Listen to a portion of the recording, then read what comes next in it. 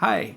YouTube seems to really like our other video about HART, our new 80mm binocular telescope coming out. That was really supposed to be an internal video for our own community to kind of see all the features, but it seems that YouTube wants to show it to a whole bunch of other people. And so one thing we really left out of that video was sort of a forest level vision of what are binocular telescopes, why is this a really unique solution, what makes it different from just regular binoculars, why would you use that instead of a telescope to look at the night sky? So first off, HART, like all of Analog Sky's binoculars, are a maker project. It's something that you build.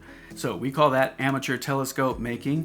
It's a maker scene that's over 100 years old and continues to innovate every single day. And so our binoculars take advantage of new technologies like 3D printing and laser cutting of this sheet metal in order to create instruments that just didn't exist before and couldn't exist in a commercial sense, the way that people are used to getting their binoculars and telescopes. And so as an amateur telescope making project, we have tried to make it as easy as possible to build, as enjoyable as possible to build, and we've really gone the extra mile. So our courses are video courses.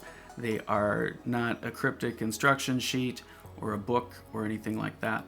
You really see every step exactly the way it's supposed to be done from multiple camera angles. We don't leave anything to the imagination.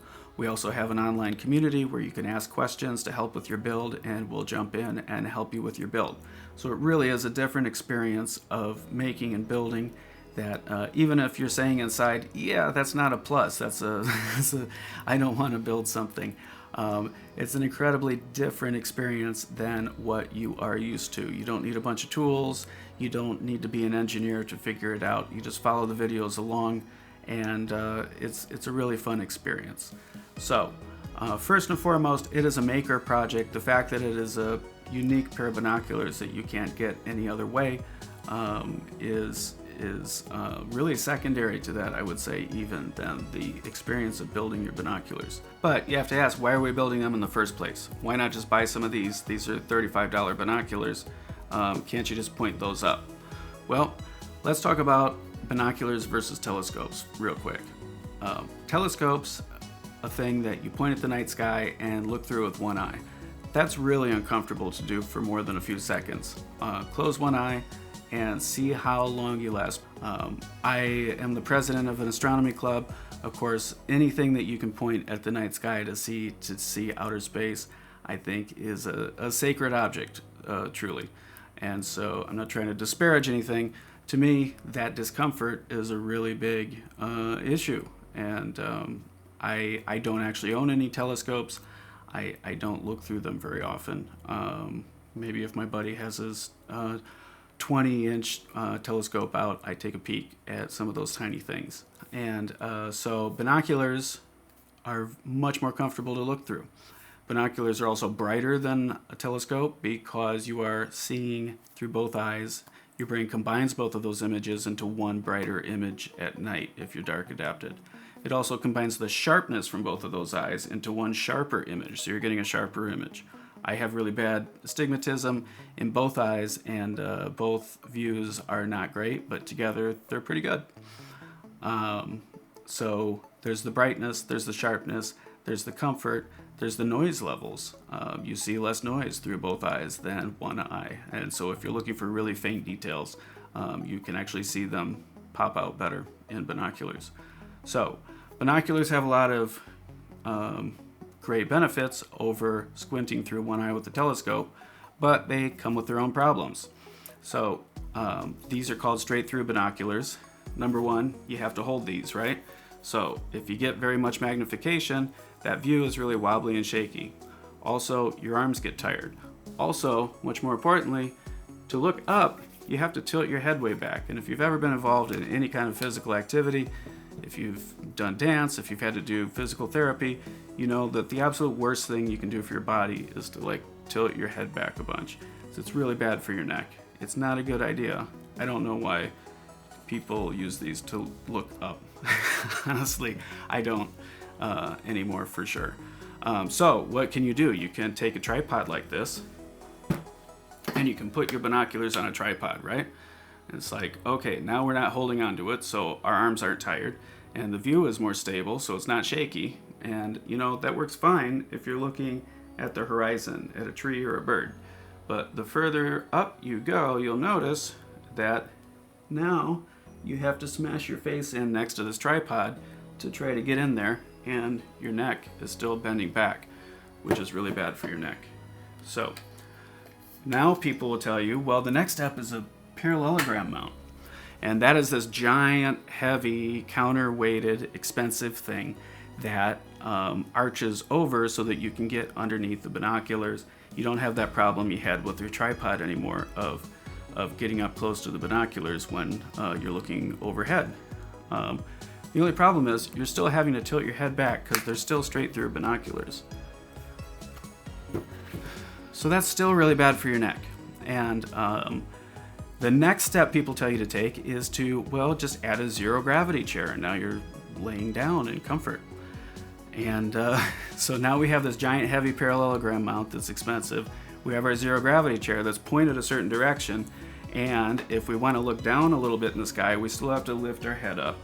And if we are trying to look a little bit higher in the sky, we're still squishing our head back. So it's really only good for one angle.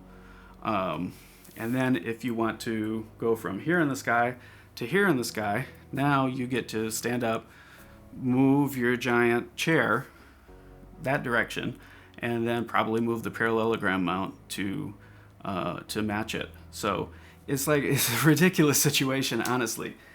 So we fix that with a 90-degree angle. There's a mirror down here that takes our lens and pops it up this way. So now when we look up, as you can see, our neck is not strained. It's not being pushed back. When we look straight up, you can see you're looking straight into the eyepieces. And when we look at the horizon, we're just angled down a little bit, which is a whole lot better for your neck than being tilted back like this. So this 90-degree angle in binoculars is called a binocular telescope. Basically, you have two telescopes side by side. And so that is the first part of a binocular telescope that makes it a whole lot better than straight through binoculars for looking at the night sky. Of course, we're mounted on a tripod, so it's stable, and we're actually seeing stars twice as faint because it is mounted on a tripod. Our arms are free.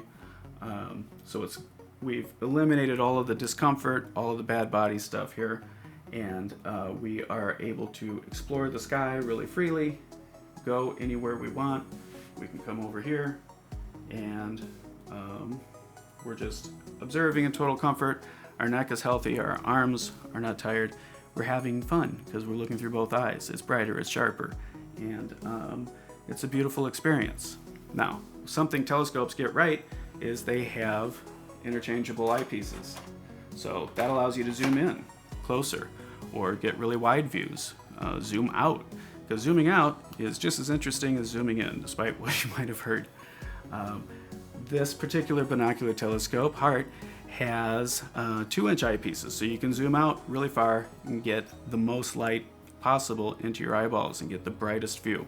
People worry about is visual stargazing going away? Is everyone just going to take pictures with their smart telescopes? I think if you have a really compelling visual instrument, then it is a lot of fun and enjoyable in a way that looking at JPEGs on a screen is not. There's a great website called Astrobin where you can instantly look at a bunch of beautiful JPEGs of space stuff if you want, and it's totally free. You don't have to spend any money at all to look at Astrobin. So if you want to look at JPEGs, that's great, but I would say the future of visual astronomy is being able to look through both eyes. We're going from this size all the way up to 16-inch mirrors. So this is a really unique instrument with no parallel in the commercial market, and the views are incredible. We're going to do more videos about this over the next couple of months about what you can see through HART that is really hard to see with any other instrument. And so you'll learn more about that. Stay tuned, subscribe, and if you'd like to join our community, you can go to, like I say, analyxguide.com binoculars.co. Go up to the top, click members, and then sign up for a free account, and you can hang out with other people who have built other binoculars and learn a little bit more about what we are doing. Hope you join us on that journey, because this is really new, fun stuff. So clear skies to you.